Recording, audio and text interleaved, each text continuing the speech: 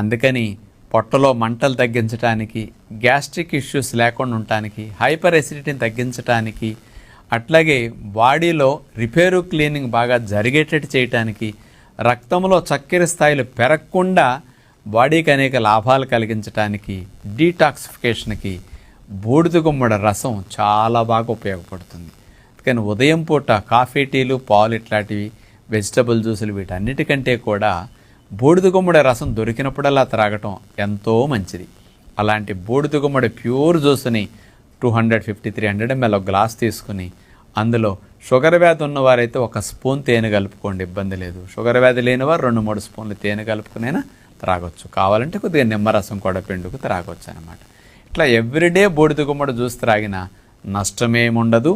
Vegetable juice తాగేవారు కావాలంటే vegetable జ్యూస్లో కూడా బూడిద గుమ్మడి ముక్క కలిపి గ్రైండ్ చేసుకుని కూడా రోజు త్రాగొచ్చు.